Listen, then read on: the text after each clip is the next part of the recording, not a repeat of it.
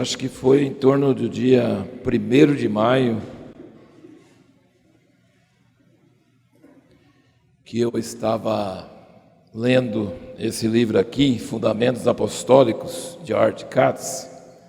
Se você não leu, é leitura obrigatória para quem quer preparar para o avivamento que virá. É essencial para você entender a diferença entre o que se fala sobre apóstolos por tanto tempo e o que deve ser. É um livro que vai bem junto com o meu livro Sai da Frente, Quero Ver Jesus. E enquanto eu estava lendo, tenho o costume de ler 3 páginas, 4 páginas por dia no meu tempo a sós com Deus. E é impressionante como você consegue ler muitos livros assim. 3 ou 4 páginas, vezes 365 dias do ano, dá quantas páginas que você consegue ler? Dá mais de quase 1.200, né? Mais de 1.200, né? Dá mais de 1.200. Então, sempre Deus me fala bastante. Eu sou orientado por Deus até para livros que eu tenha comprado há 20 anos atrás. A gente sempre fala 20 anos, mas ultimamente eu estou vendo que 20 anos é pouco, né? Às vezes é 30 anos. O pessoal pergunta assim: você já leu todos os seus livros? Eu falo assim: imagina, você entra no meu escritório, você vai ver livro até assim, pra caramba. Assim, você acha que eu compro livro para ler? Eu não compro livro para ler, eu compro livro para poder ler quando eu quiser. Eu entro no meu escritório e eu sinto uma liberdade, sabe? Nossa, quanto livro que eu poderia ler, mas não quero ler agora. É uma coisa tremenda, impressionante. Só que tinha um livro, isso é um exemplo, já aconteceu muitas vezes comigo, mas tinha um livro que eu só lembrava do título e não tinha lido nem aberto esse livro, e tinha mais de 20 anos. Tanto é que esse livro não está mais disponível. Você acha só na estante virtual, ou em sebo, é lugar assim. Deus trabalha no turno da noite. Esse título me pegou durante a pandemia. Eu sinto que Deus trabalha para mim. Eu falo para os outros que eu tenho um sócio maravilhoso, e não é indiano, ele é Deus. Porque nos Estados Unidos tem muitos sócios, né, que a Índia é dia, quando os Estados Unidos é noite, né? Então os indianos trabalham durante a noite, no outro dia de manhã o serviço está pronto. Mas Deus trabalha no turno da noite. Esse livro, se você achar no sebo ou qualquer outro lugar, leia, porque é magnífico. E tinha a hora certa para ler. E aí passou anos e anos e anos, eu só lembrava do título. Falei assim: vou achar esse livro. Achei o livro lá e li. E comecei a indicar para muitas pessoas, e muitas pessoas estão sendo abençoadas. Então, o livro tem um momento certo para ler, tem um momento de Deus para você ler. E esse livro, Fundamentos Apostólicos, além de ter uma capa linda, maravilhosa, além de ser um homem de Deus, um judeu que era cético, ateu e que converteu, teve experiência de conversão, ele fala a verdade sobre o que é não só um ministério apostólico, é fundamentos apostólicos, é como deve ser a igreja dos últimos dias. E aí, baseado nessa leitura, o Senhor começou a falar comigo, e eu anotei essas coisas aqui, que vou repartir com vocês agora, no dia 1º de maio, para ninguém achar que é uma palavra encomendada, é uma palavra que Deus me deu no dia 1º de maio. Mas eu acho que encaixa pra caramba em nossas situações, em muitas situações onde nós nos encontramos. Vamos abrir então nossas Bíblias em Efésios 3, abra comigo em Efésios 3.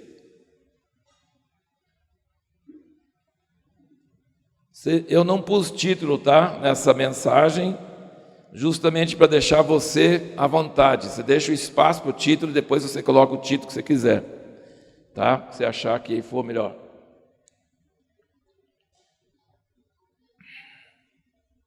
Efésios 3, o versículo 8. A mim, o mínimo de todos os santos, me foi dada essa graça, de anunciar aos gentios as riquezas inescrutáveis de Cristo, e demonstrar a todos qual seja a dispensação do mistério, que desde os séculos esteve oculto em Deus, que tudo criou. Qual é o mistério que Paulo recebeu para revelar? Demonstrar a todos a dispensação do mistério, que desde os séculos esteve oculto em Deus. Olha, Paulo tem uma certa ousadia de dizer que ele, que muitos desprezavam porque a aparência dele não era grande coisa, e porque a eloquência dele nas cartas é grande, mas na presença parece que não era grande coisa, porque os gregos davam muito valor na eloquência e achavam que Apolo era muito melhor do que Paulo. Mas Paulo diz: a mim, esse que vos fala, esse que vos escreve, foi dada o privilégio de revelar o mistério escondido pelos séculos em Deus que tudo criou. Isso é ousadia para falar isso. E qual é esse mistério? Presta bem atenção, que é o nosso tema. Versículo 10, capítulo 3 de Efésios. Para que agora a multiforme sabedoria de Deus seja manifestada por meio da igreja aos principados e potestades nas regiões celestes.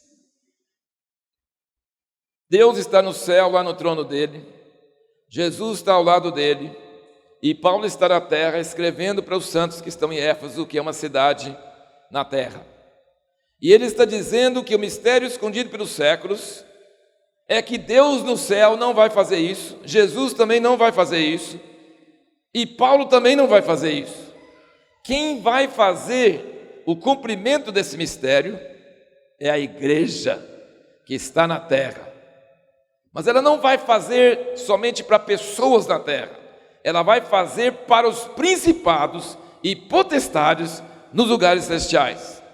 Deus não está preocupado com eleições, Deus não está preocupado com a opinião da maioria, Deus está preocupado com os principados e potestades. Ele quer ganhar deles, e Ele vai ganhar deles por meio da igreja. E a igreja vai manifestar a multiforme sabedoria de Deus. Os homens talvez possam ver, mas Deus não está muito interessado nos homens, Ele está interessado nos principados e potestades.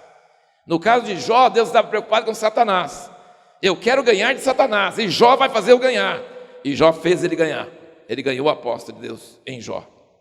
E Ele quer que a igreja, o plano dele, o mistério dele, a vontade dele, é usar a igreja para manifestar sua multiforme sabedoria nos lugares celestiais, aos principados e potestades.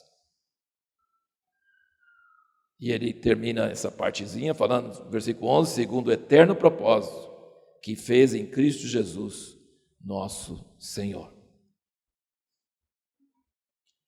Então eu quero falar com vocês hoje sobre como Deus pretende fazer isso, como Deus vai fazer isso, e qual foi o gatilho que eu encontrei nesse livro que disparou esse insight que eu tive. Ele falou uma coisa que eu tenho pregado há anos, que Deus não precisa de líderes fortes, Deus precisa de líderes fracos. Deus quer líderes fracos, Ele está cansado de líderes fortes, autossuficientes, que sabem o que fazer. Todo mundo perguntava para Moisés: o que é para fazer? Ele falava assim: não sei. Clamava a Deus e Deus falava com ele. E Moisés falava assim: eu quando era jovem não consegui, quando eu estou velho então menos ainda, manda outro. Deus falou: não, é gente fraco igual você que eu preciso mesmo. E ele e Arão vivia com o rosto em terra, rosto cheio de pó, toda hora. Qualquer coisa que acontecia, pum, diante de Deus. Não tinha esse negócio, eu sei o que fazer, eu posso, eu tenho os dons. Não, eram pessoas frágeis, fracas, insuficientes. E quando Moisés fala assim, Deus, manda outro, eu não estou bom não. Ele fala assim, acabei de falar com você, que eu vou com você.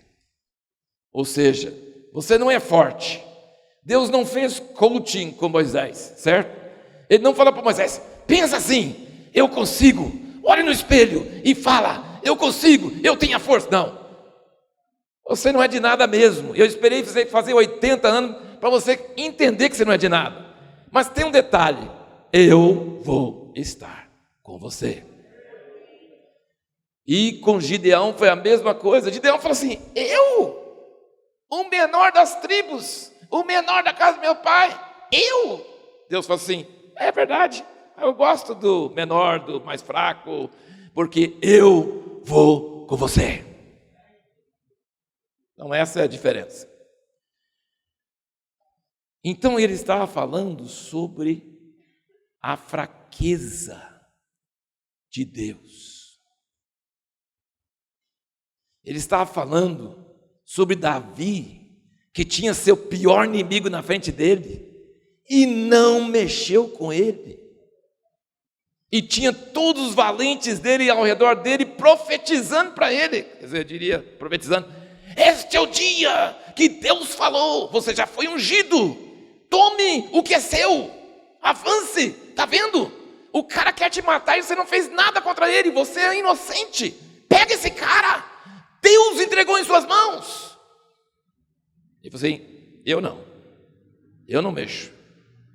Se Deus for me colocar, é Deus que vai me colocar, eu não. Olha, que cara burro, que cara fraco. Tem um inimigo na frente dele, os homens dele tudo fugindo, quase não sendo salvo da morte, e ele deixa o cara escapar. Deus colocou na mão dele, segundo eles. Ele não pôs a mão. 2 vezes aconteceu. Ele não pôs a mão. Ele não fez nada. E aí ele cita também o Senhor Jesus Cristo, que também não reagiu, não se defendeu, não fez nada. E depois ele falou sobre Estevão, que orou por seus assassinos, perdoa-lhes, e morreu apedrejado. Que homem de poder, manda fogo e destrói. Não, perdoa. Que fraqueza, que idiotice. Como? Então é sobre isso que eu quero falar com vocês. É muito importante você prestar bastante atenção, porque essa é a estratégia de Deus durante a história e agora no fim dos tempos. Vai ser muito grande a vitória que ele vai conseguir por essa fraqueza. Vira comigo rapidamente para 2 Coríntios 13. Eu só vou ler alguns versículos antes de elaborar mais sobre isso. 2 Coríntios 13, versículo 4.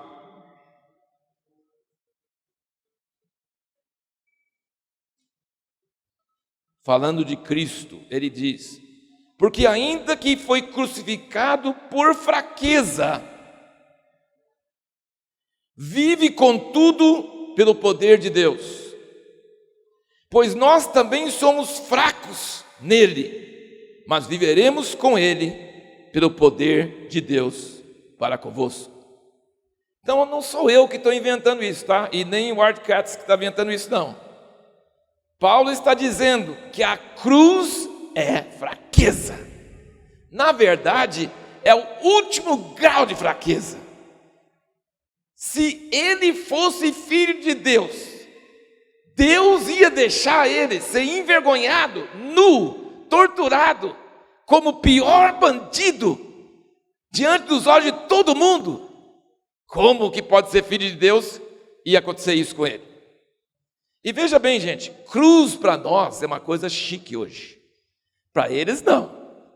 Cruz não tinha a conotação que nós temos hoje, de carregar uma cruzinha assim no cordãozinho de ouro dourado, cruz de pôr em cima das capelas, né? Cruz para nós é meio chique, né? Assim, sinal do cristianismo. Cruz para eles não tinha nada disso não, tá? Qual que seria um símbolo para nós que teria a mesma mensagem que a cruz teve para eles? A cadeira elétrica. Sabe? Aquela que você põe o cara sentado lá e ele e morre. Então, eles iriam olhar para você meio estranho e falar assim: você ficou louco de colocar uma cadeira elétrica em cima da igreja? De carregar a miniatura de cadeira elétrica no seu pescoço? Fala a verdade. Entendeu? É esse o sentido da cruz. Cruz era vergonha. Cruz, quando eles tomaram, os romanos tomaram Jerusalém pouco tempo depois que Jesus morreu, no ano 70, cercaram Jerusalém e crucificavam os judeus que saíam de lá e fizeram milhares de cruzes. E depois não tinha mais jeito de fazer porque acabou a madeira, não tinha mais madeira. Isso você pode ler nos livros de Josefos. Cruz é uma coisa absurda, de fraco, de vergonhoso, de assim, absurdo, que Deus iria mandar o filho dele para sofrer desse jeito, publicamente. E aí nós vemos 3 ocasiões quando essa fraqueza do Filho de Deus foi manifestada. Diante dos seus acusadores, ele ficou calado. Diante de Pilatos, leia comigo aqui, João 19, o que ele falou com Pilatos? João 19,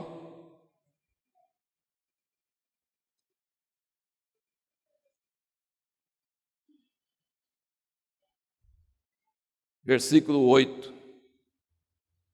Ora, Pilatos, quando ouviu essa palavra, mais atemorizado ficou, e entrando outra vez no pretório, perguntou a Jesus: de onde és tu? Mas Jesus não lhe deu resposta. Isso é um absurdo. E aí Pilatos ficou: como que eu estou te perguntando e você não me responde? E ele falou uma coisa bem lógica para nós, versículo 10. Disse-lhe então Pilatos: não me respondes? Não sabes que tenho autoridade para te soltar e autoridade para te crucificar? Você está olhando para o cara que pode te soltar e pode te crucificar e você não fala nada? E o que Jesus respondeu? Agora Jesus falou. Respondeu Jesus: nenhuma autoridade teria sobre mim se de cima não te fora dado. Por isso, aquele que me entregou a ti, maior pecado tem. Antes de comentar mais alguma coisa, vamos voltar lá para 1 Coríntios, onde Paulo elabora um pouco mais sobre isso, essa fraqueza. 1 Coríntios 1,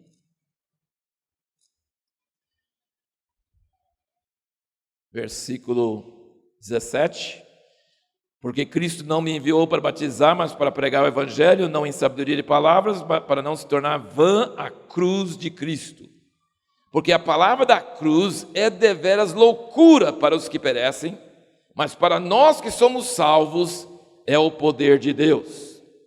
Mais adiante, versículo 22. Pois enquanto os judeus pedem sinal e os gregos buscam sabedoria, nós pregamos a Cristo crucificado, que é escândalo para os judeus, loucura para os gregos, mas para os que são chamados, tanto judeus como gregos, Cristo, poder de Deus e sabedoria de Deus. Porque a loucura de Deus é mais sábia que os homens, e a fraqueza de Deus é mais forte que os homens. Então, existe uma fraqueza de Deus, e a Bíblia diz que a cruz foi a fraqueza de Deus. E Jesus não respondeu aos seus acusadores, quando eles falaram assim: o Cristo quando vem, ele vem de Belém, e esse aqui vem de Nazaré, tem nada a ver. Ele tinha nascido em Belém. Falaram assim: cala a boca, vocês não viram meu certidão de nascimento? Nasci em Belém. Não, Pode crer que eu nasci em Nazaré mesmo, não tem problema não. Ele não se defendia, ele não esclarecia, ele agia de uma forma ilógica, assim como Davi, que não matou Saul, e Deus tinha ungido ele para ser rei. Então, é um negócio muito, muito contrário à nossa lógica. Jesus escolheu 3 discípulos para ficar mais perto dele, em todos os momentos, para acompanhar eles nos momentos mais necessários, que era Pedro, Tiago e João. Ele deixou Tiago ser morto sem pregar uma palavra. O cara que ele gastou 3 anos e meio investindo nesse cara, ele deixa o cara ser morto. Depois ele pega o Estevão, um jovenzinho, e deixa ele morrer. Onde Deus está com a cabeça? Qual é a lógica de Deus? Deus tem fraqueza. E pelo jeito, Ele gosta de usar a fraqueza para ganhar a vitória.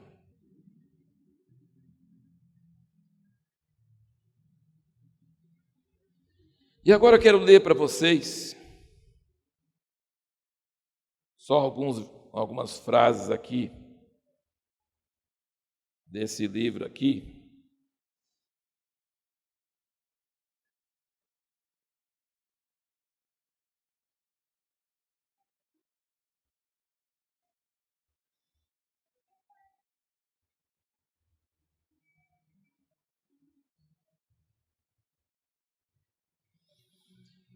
Primeiro, vira comigo rapidamente, lê um versículo em Efésios, só para você entender essas frases que nós vamos ler aqui desse livro.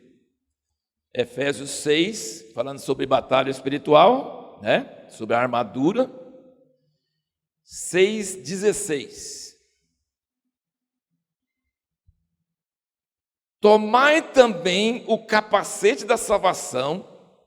Aliás, esse é o 17.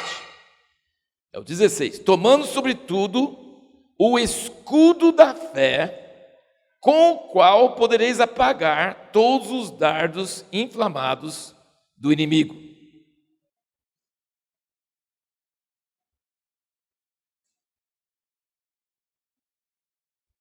Como que o inimigo lança dardos? O que vocês acham? Porque, na verdade, o escudo é para nos proteger contra os dardos, para que esses dardos não nos atinjam. Assim como aquele domo de ferro lá em Israel, pega 90% dos mísseis jogados contra eles. É um escudo. E nós temos que tomar o escudo da fé para apagar os dardos inflamados do inimigo. Os dardos inflamados do inimigo são setas em chamas, certo? Setas que têm chamas, fogo, inflamados. E nós precisamos de um escudo para nos proteger contra os dardos. E nesse livro, Relacionamento de Aliança, quantos estão estudando esse livro? Levanta sua mão. Glória a Deus!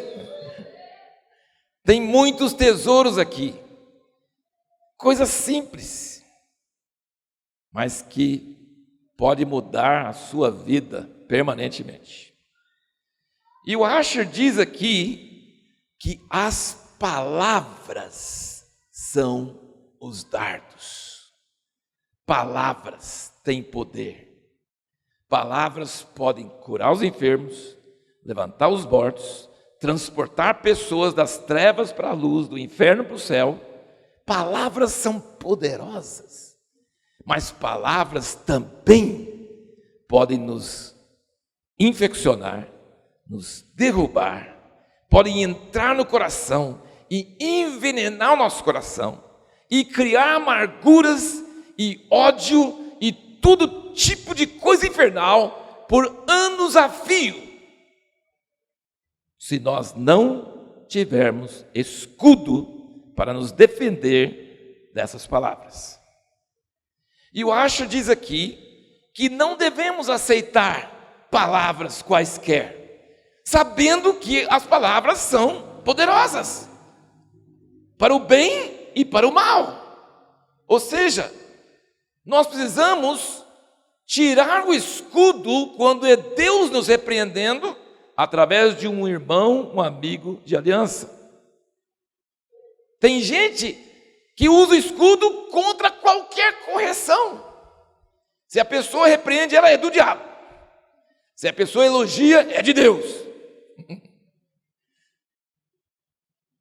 Tem pessoas que usam o escudo na hora errada. Enquanto você repreende o irmão, ele fala assim: sai, Satanás. Ele não fala assim na cara, mas ele fala depois, né?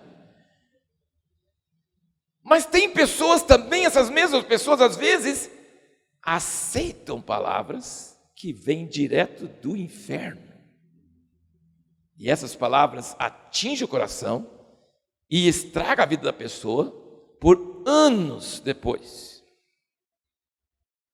E o Asher fala assim: cuidado quem você permite acesso ao seu coração.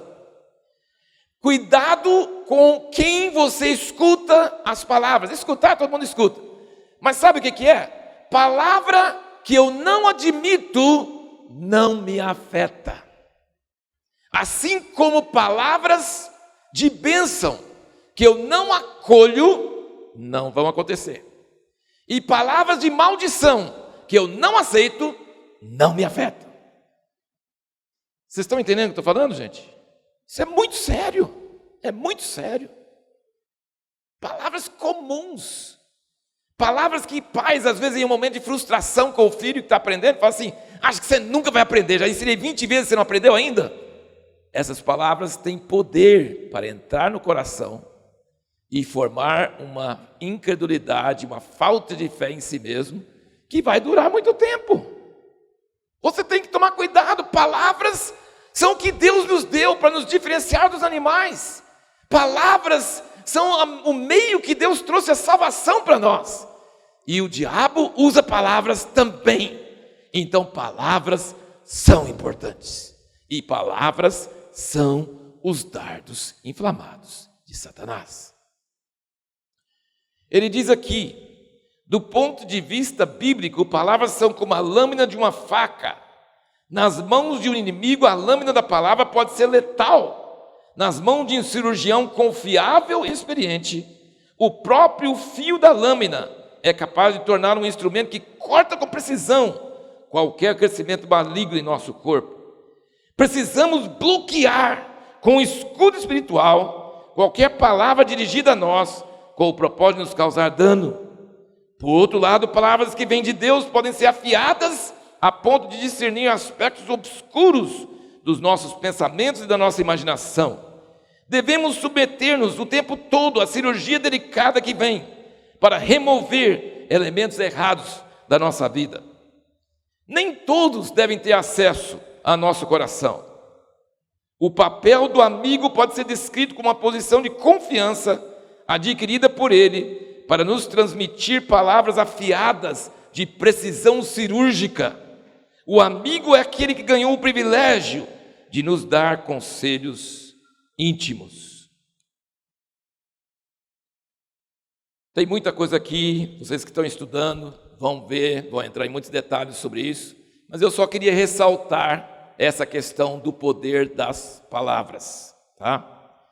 E ele conta aqui um caso que eu acho que é relevante, que ajuda a entender. Ele diz: certa vez a esposa de um líder ligou para minha esposa e disse que fora ferida por palavras proferidas por alguém.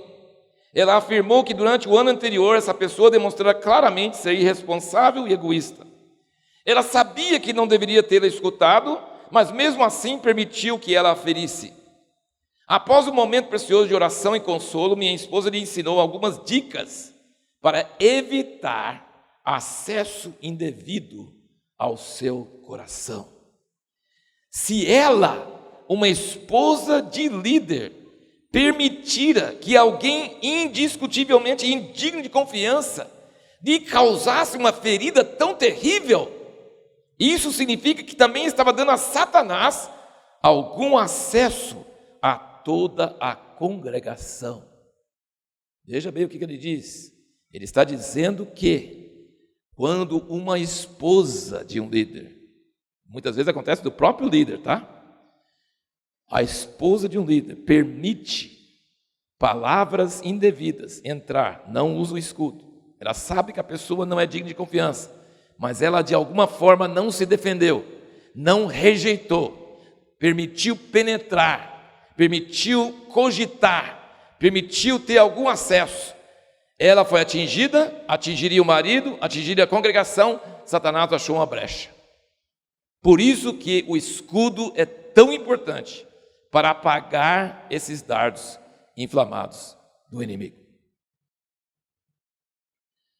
Então, eu espero que vocês entenderam bem isso aí. Isso é muito sério.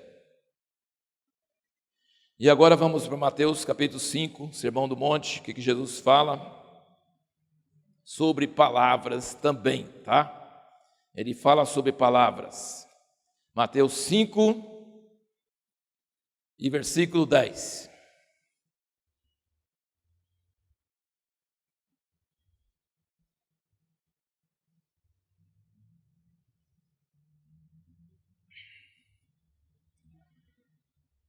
Ele diz: bem-aventurados os que são perseguidos por causa da justiça, porque deles é o reino dos céus. Bem-aventurados sois vós, quando vos injuriarem e perseguirem, e mentindo, disserem todo mal contra vós por minha causa. Jesus, o senhor está louco? O senhor está falando, quer dizer, bem-aventurado, essa palavra é feliz. Você vai, é o contrário de azarado, tá? Bem-aventurado e azarado, tá? Então, quando você está debaixo de um azar, você é o contrário de bem-aventurado. Bem-aventurado significa que você está debaixo desse sócio que trabalha no turno da noite. Você tem a graça de Deus na sua vida. Quando os homens mentindo falarem mal de nós, como que eu posso ser bem-aventurado com isso? Vai acabar com minha influência, vai acabar com minha reputação. Todo mundo vai acreditar que eu sou um molestador de criança.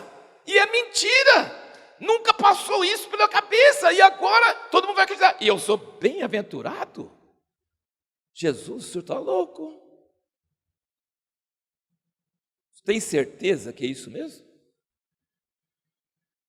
E ele continua dizendo: alegrai-vos, exultai, porque é grande o vosso galardão nos céus, porque assim perseguiram os profetas que foram antes de vós. Ou seja, quem quer ser profeta verdadeiro vai ser caluniado mesmo. Os primeiros cristãos eram jogados aos leões lá no Coliseu em Roma, acusados de fazer sacrifício de criança no momento da ceia. Todo mundo achava bom quando o leão pegava o cara e comia, assim, merece, é bem feito, eles fazem essas mágicas esquisitas e mata a criança. Todo mundo achou que estava assim fazendo uma coisa boa para Deus. Acaba com essa desgraça dessa humanidade, desse pessoal, dessa seita. Então, assim, ser perseguido, estou ser perseguido porque eu estou defendendo a verdade, porque eu sou um herói, eu vou ser um mártir, até dá para suportar, talvez. Mas ser perseguido e morto e escrachado como sendo pior, isso dói, não é verdade? Isso dói.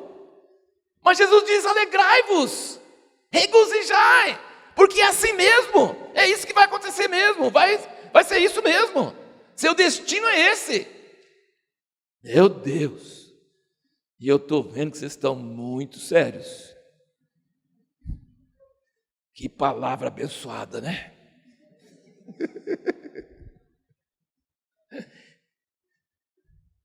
Tomara que a outra metade seja melhor do que a primeira. E vai ser sim.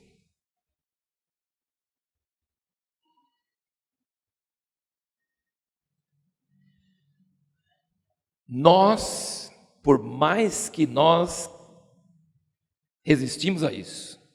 A gente é afetado pelas palavras que as pessoas falam sobre nós. Nós somos afetados. Nós somos afetados. Isso nos faz mal. E quando as pessoas elogiam, a gente fica alegre.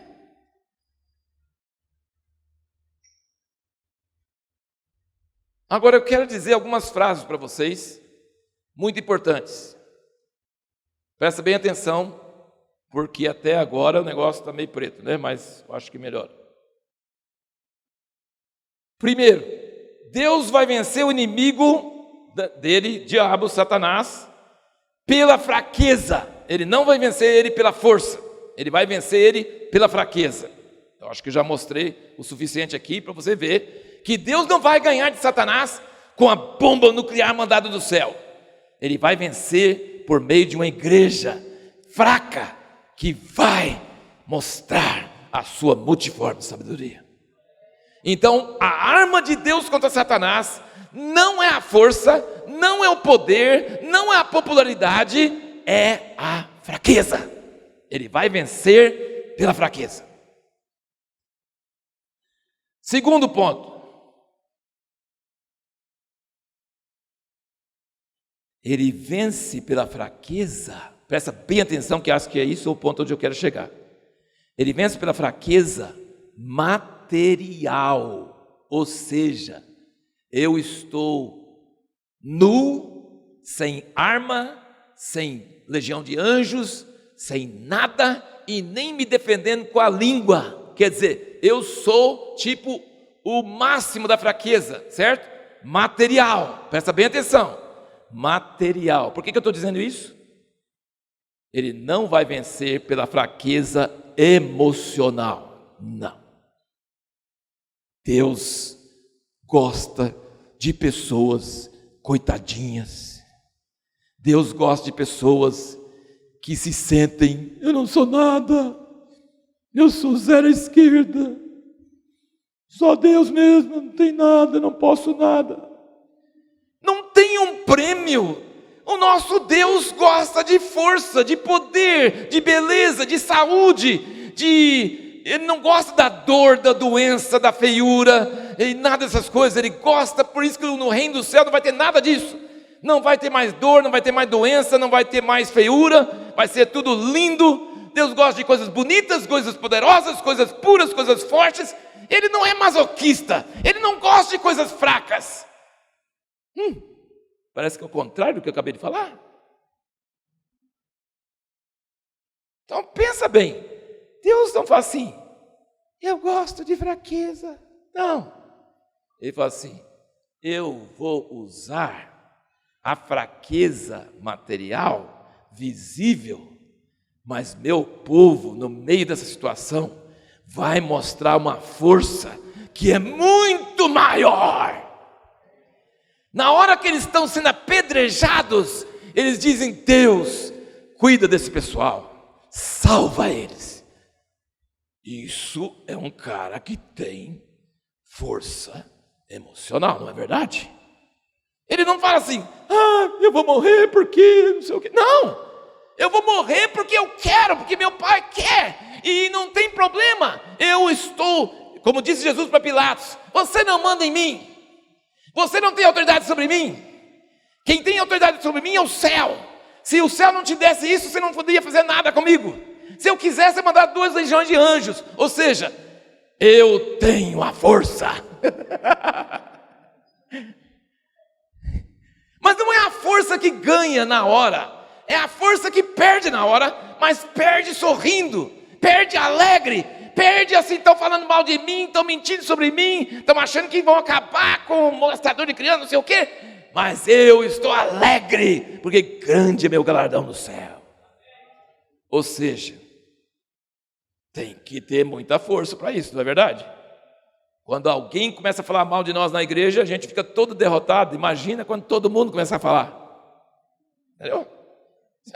Do jeito que nós estamos, frágeis emocionalmente, não dá, né? Para mostrar a multiforme sabedoria de Deus. Vocês estão entendendo, irmãos? Vocês estão entendendo o que eu estou dizendo sobre essa força? Essa força não é a força de trazer praga sobre os outros, trazer juízo sobre os outros, não. Essa força é de estar alegre, estar seguro e gritar para um Deus que eu não sei onde Ele está, Deus meu, por que me desamparaste? E dizer, Pai, que não está aí, que eu não estou vendo, que não escutou meu clamor, que não me respondeu, em tuas mãos entrego o meu espírito. Ou seja, isso é força, tá? Isso é força. Então a fraqueza de Deus não é uma fraqueza de nossa identidade, de nossas emoções, não. Tem um versículo que em Hebreus 12, depois vocês podem ler, mas eu vou citar para vocês para não tomar mais tempo. Ele diz que Jesus suportou a cruz, desprezando a ignomínia. Isso é um negócio muito forte. Quer dizer, eu já descrevi para você como foi uma ignomínia, como todo mundo achou, assim, a prova máxima de que Deus, ele não era filho de Deus, porque se fosse filho de Deus, e ele falou assim, eu desprezo. Vocês estão achando que isso é ignomínia? Sabe por que eu desprezo essa ignomínia? Porque eu estou com os olhos na glória. Eu vou ter um nome que é sobre todo nome. Eu vou reinar eternamente. Eu estou agradando meu Pai. Ele não ficou olhando para a cruz, ele ficou olhando além da cruz, o que vem depois. Amém? Então nós jamais vamos conseguir vencer as perseguições que estão na nossa frente, as maldições, as calúnias, tudo que vem para nós na frente, se nós não tivermos uma visão do que vem depois. Amém? Amém? Quantos querem ver o que vem depois? Você quer ver o que vem depois? Quando você vê o que vem depois, o que vem antes, você despreza. Entendeu? Você fala assim, não, é fichinha. Diante do que vai ter, é muito grande. O que eu vou herdar é muito grande. O amor do Pai por mim é muito grande. Eu não tenho problema, pode falar mal de mim à vontade. Basta meu Pai falar que gosta de mim, tá bom. Vocês estão percebendo? Que isso nos torna invulneráveis. O nosso coração está guardado com escudo e palavras que vêm do inferno, da boca de pessoas, não vão nos afetar, porque nós estamos firmes, inabaláveis, seguros, tão seguros, que podemos amar nossos inimigos, que podemos desejar o bem para eles, que o mal não nos vence, a gente vence o mal com o bem. A gente tem tanto bem que sobra, entendeu? Então o cara quer fazer mal, quer que eu revide? Não, eu tenho uma herança tão grande, coitadinho dele, vai ficar com dó dele. Coitado dele, ele precisa do amor de Deus, entendeu? Então assim, é um negócio que é totalmente contra a nossa mente natural, totalmente contra, e é isso que vai vencer os principados e potestades. Vira comigo rapidamente então, para Lucas 3.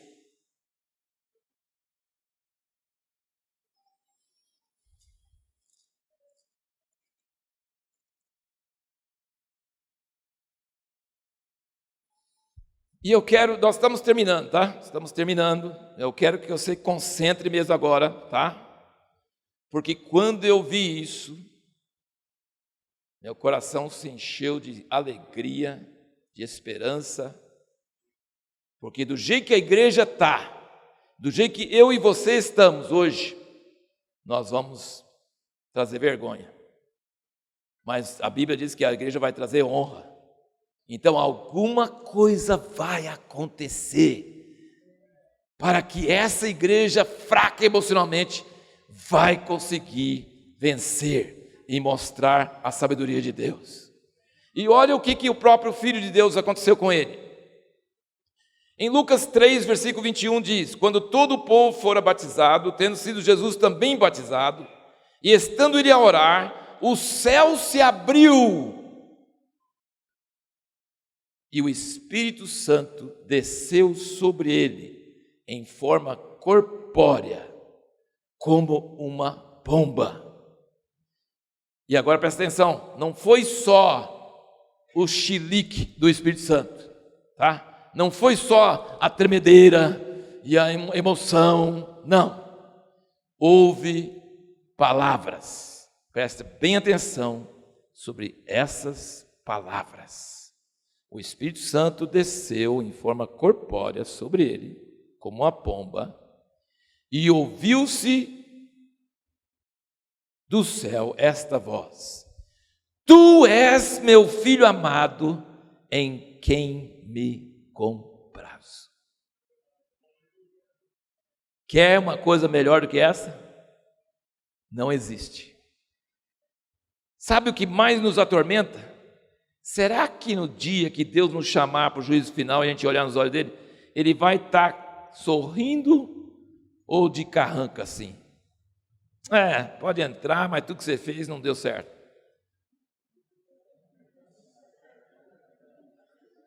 Isso me aterroriza, tá? Isso me aterroriza.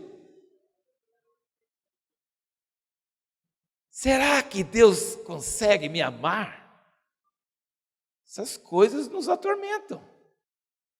Daí qualquer palavra que vem de alguém que parece confirmar isso, a gente vai para a depressão, vai para o desânimo, atingido, dardo inflamado do inimigo. Mas se Deus, em voz audível, fala dos céus: Este é meu filho amado, em quem me comprazo. Não tem nada melhor que isso, tá?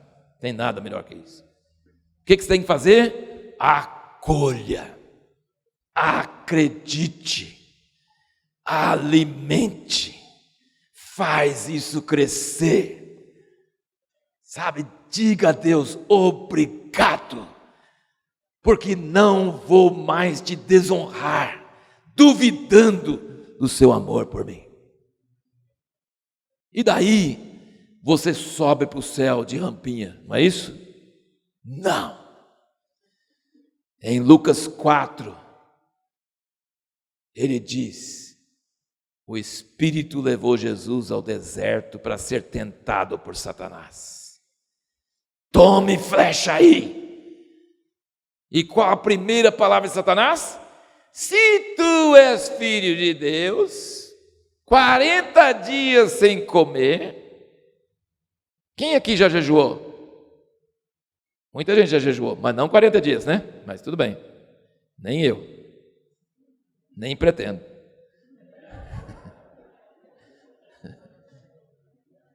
Mas eu com um dia muda meu humor, eu fico nervoso. Um dia. Na verdade, né, Fábio? A gente, assim, tipo, o almoço atrasou, já muda o meu humor. Por exemplo, assim, numa reunião caseira, lá em Americana, tinha aquelas festas de aniversário, aquelas coisas, e aí fazia toda aquela cena, aquela pompa, aquelas coisas, e eu morrendo de fome. Ainda bem que o dono da casa também era igual eu, era um médico que também tinha, assim, nós dois, catava as coisas, sentava no cantinho e comia. E depois está todo mundo ainda começando a comer, nós saímos tudo feliz, porque já tinha saído toda a irritação. Agora você pensa uma pessoa 40 dias sem comer, e olhando aquelas pedras que tinha formato de pão, que saiu do forno. Não, vou contar para vocês outra. Uma vez meu irmão, mais novo, caçula, que gosta de comer mais do que eu. Nós estávamos jejuando 3 dias. 3 dias mesmo, sem comer mesmo, nada, 0. E eu acho que foi o 3º dia. Nós estávamos sentados no salão, e esse meu irmão estava lá assim, e aí ele disse que teve uma visão. Ele viu alguém passando com a travessa de bolo de chocolate, e estava dando para cada pessoa, e passou por ele, pulou ele. Olha como é que jejum pode dar a visão da carne mesmo, né?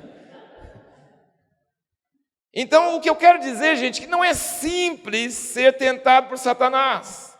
E ainda 40 dias e filho de Deus e passando fome. E o diabo chega, e o diabo é bem convincente. Ele diz: você é filho de Deus? Acho que não, né? Bom, se é filho de Deus, transforma isso aí em pão. E aí Jesus tem uma escolha. Qual palavra ele vai acolher? Ele não acolhe palavras de Satanás. Ele não retruca para Satanás. Ele não chama Satanás de mentiroso. Ele só diz: está escrito, não só de pão viverá o homem, mas de toda palavra que procede da boca de Deus. Ou seja, Jesus não permitiu a dúvida entrar no coração. Aquela voz que falou: tu és meu filho, ele acolheu, ele creu, ele ficou firme. E aí vem a prova, e aí vem Satanás, e aí vem os dardos, e aí vem tudo o contrário. Mas eu estou firme naquela voz que eu ouvi aquele dia. Aquela é a minha identidade. Isso aqui não é. E eu não tenho que provar nada. Eu não tenho que duvidar nada. Eu estou firme nessa proposta. Não é maravilhoso, irmãos? Agora vamos chegar em nós. Isso é Jesus. Ele venceu, mas ele só venceu porque Deus falou com ele em voz audível do céu, tá? Jesus se sentia fraco na hora de enfrentar a cruz. Ele falou: meus amigos, me ajudam, que minha alma está angustiada até a morte. Eu acho que eu não vou aguentar. Eu acho que eu não vou conseguir. Eu sinto que eu não tenho condições. Jesus, o Filho de Deus, ele falou: vem me ajudar, eu estou angustiado, minha alma está angustiada até a morte. Você quer uma depressão pior do que essa? Eu falei: eu vou morrer com esse sentimento que eu estou agora. Eu não vou conseguir. E qual a primeira coisa que ele orou? Pai, passe de mim esse cálice. Não aguento, desisto. Eu vim aqui para isso, mas chama outro, faz outra coisa. Eu não aguento, eu não posso. Mas depois ele consertou a oração e falou: mas não faz a minha vontade, faz a tua. Então, as lutas que nós vamos enfrentar como igreja serão reais. Elas serão fortes, elas serão o máximo. Só que Deus dá as condições para a gente enfrentar. E é isso que me alegra. Eu dei duas frases para vocês, né? Eu disse que Deus vai vencer o inimigo pela fraqueza, não pela força. E eu disse que ele vence pela fraqueza de fato material, mas não pela fraqueza emocional. O terceiro: Deus ama a força, o poder, o amor, a saúde, a vida. 4, ele não é masoquista, ele não ama a fraqueza, a dor ou o sofrimento, ele despreza. Você não precisa gostar de sofrimento, você não precisa gostar de morte, de cruz, e ficar falando disso. É deserto, é difícil, irmão, tem muitas provas, e fica falando dessas coisas. Não ame isso, não queira isso, não peça a Deus para isso de jeito nenhum. Tenha seus olhos fitos lá na frente, Pense nisso, seja atraído por isso. E a quinta frase que eu quero que você pense, tem 2 erros sobre os últimos dias. O primeiro é pensar que só Israel vai enfrentar a tribulação. Nós vamos ser arrebatados. Nós vamos fugir, nós não vamos estar aí, nós não vamos ser perseguidos.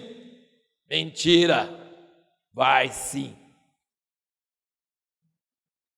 Mas o segundo erro é pensar na marca da besta, é pensar no anticristo, é pensar na tribulação, na perseguição, e ficar assim tão incutido com isso, que você já fica derrotado antes de enfrentar. Nós só venceremos se nós pensarmos na glória, no alvo. Pela alegria que lhe estava proposta, desprezou a cruz. Amém? Vamos desprezar o anticristo.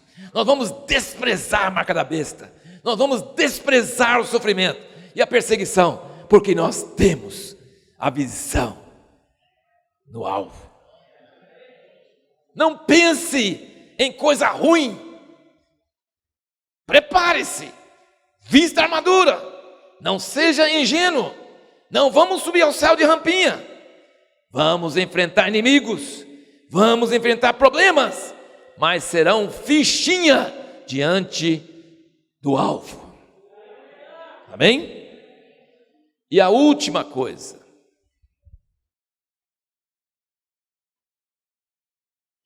Se a igreja vai enfrentar a maior perseguição de todos os tempos,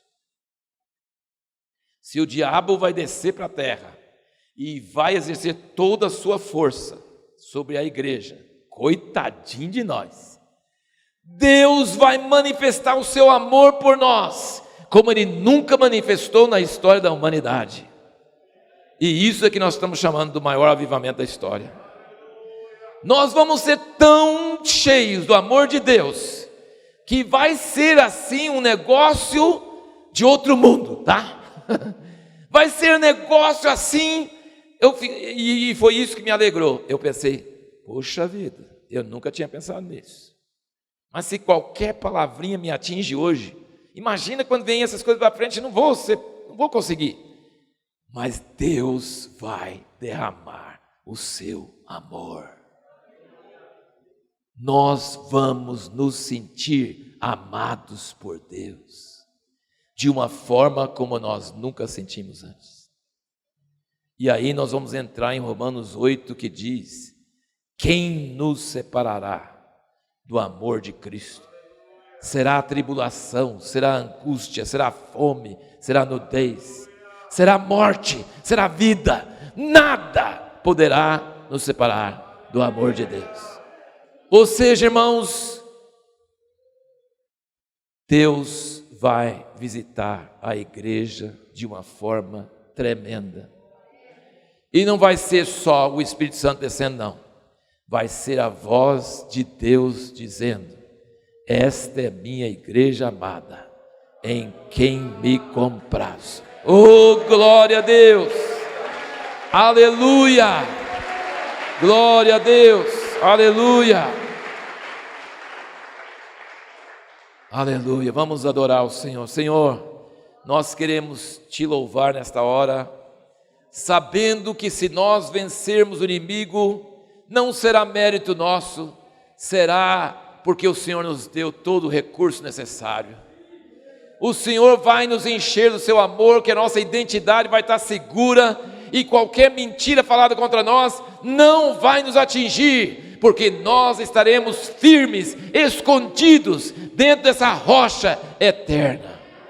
Senhor, nós queremos entender esse amor, nós queremos receber esse amor, nós queremos sentir esse amor, nós queremos não duvidar do Teu amor, nós queremos que esse amor encha nossa alma até transbordar, e nós queremos guardar isso assim tão carinhosamente, para quando vier as dúvidas de Satanás, nós possamos rechaçar, porque nós estamos apegados a essa palavra que veio da boca do Senhor.